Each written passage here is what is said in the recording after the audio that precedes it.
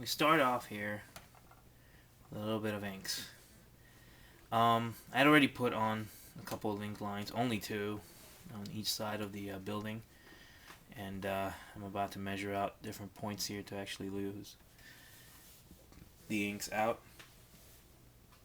I have a couple different size pens. I have a 0.3, 0.5, and a 0.1. I should start with that one. For different types of measurement. That doesn't necessarily mean I always use drawing pens. Sometimes I use brush. Sometimes I use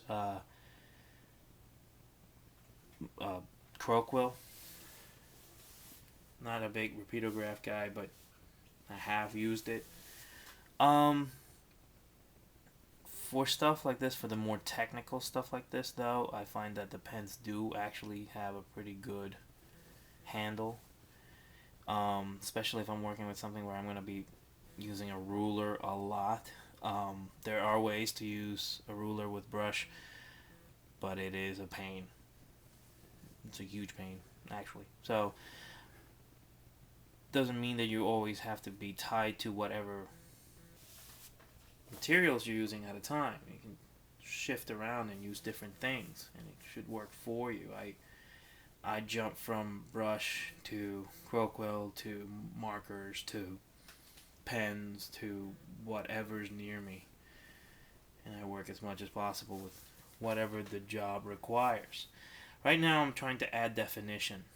I'm trying to give a sense of space to the piece throughout, and I'm trying to present it in a way that we can actually see the difference of the piece within it. Has more mass and definitely pops out more. This is a good place to talk about line weight.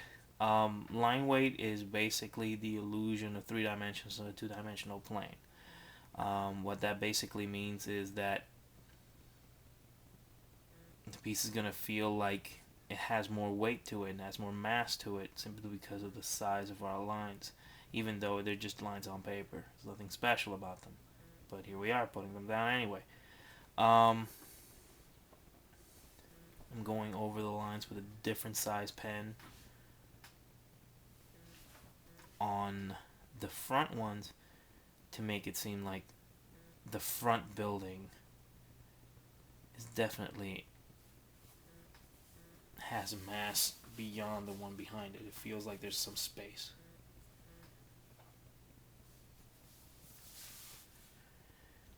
Now with ink, you have to be a little bit careful.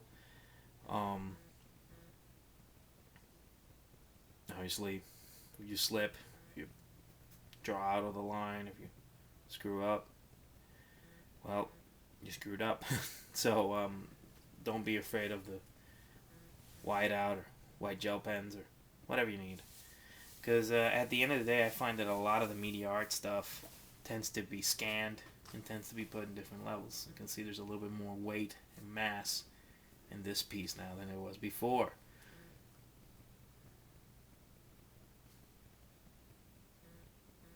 And we move on from here to add a little bit more detail to our piece.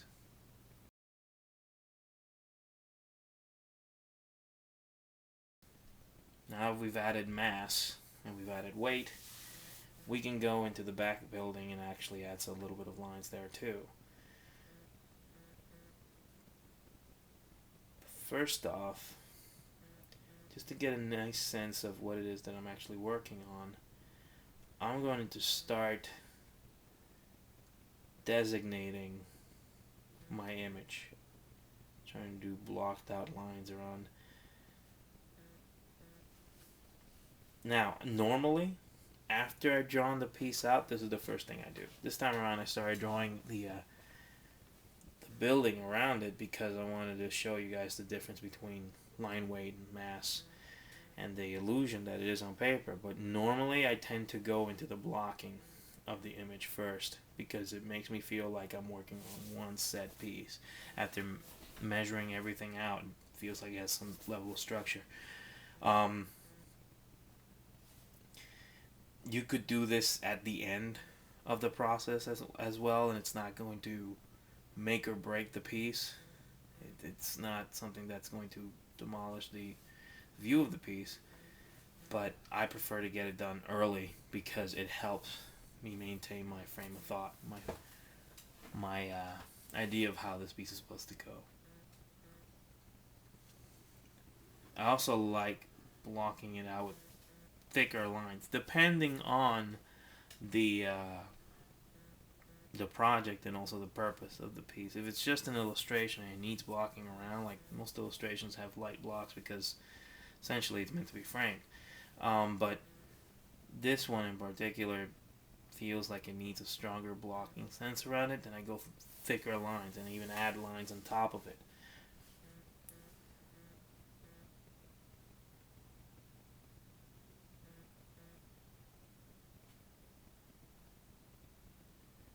It is a smaller illustration, so I can really get into it. But in larger ones, I would shift my materials a little bit and actually make it clear that I'm working with something a little bit more spacious. See, I'm going over the lines yet again, making sure everything's blocked out properly.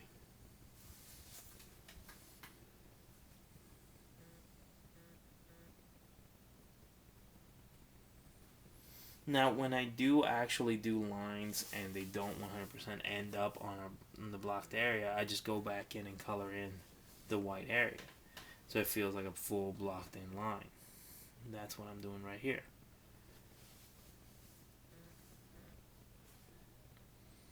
Now, this in particular might be an affectation because a lot of this stuff, if you're putting it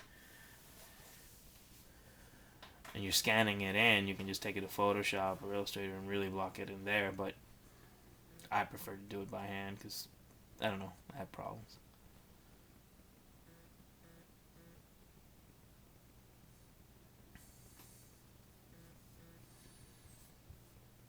And if you notice, I turn the paper around and work on it in different angles, just work in the way that it actually feels more comfortable for you.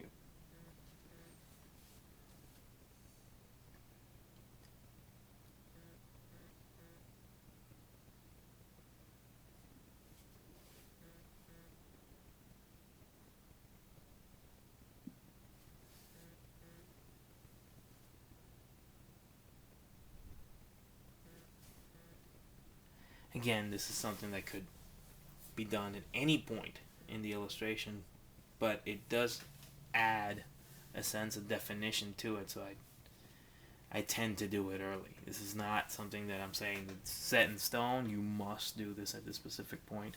It's more about me. It's more about my methodology towards my work and my projects. So if you want to wait on it, have at it. If you want to jump right in, go right ahead.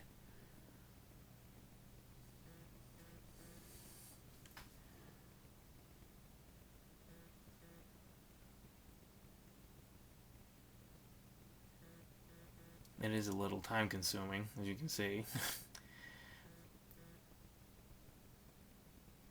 But you want the lines to pop out, especially if the frame is going to be part of your story. Also, keep in mind the size ratio at which sequential artists tend to work, or illustrators tend to work, or any type of media artist tends to work, changes depending on the media that they're actually using. If it's meant for screen, you have to do something a little bit different because chances are this image is going to be very enlarged. If it's for comics, however, comics get printed in relatively smaller sizes, so you have to be careful because your image might be reduced to the point where a lot of the lines start coming together. So you have to keep in mind what your medium is. What is it? Who is it that you're talking to, and how you're talking to them?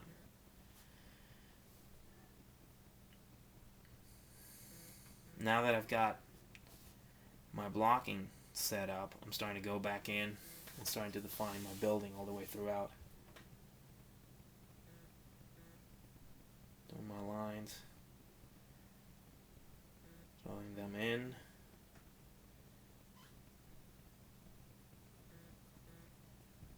starting off with the front building because I want to add the most line weight to it. It also feels like it's the thing that's forefront of the piece, so you can actually move back and forth and see it a little bit better.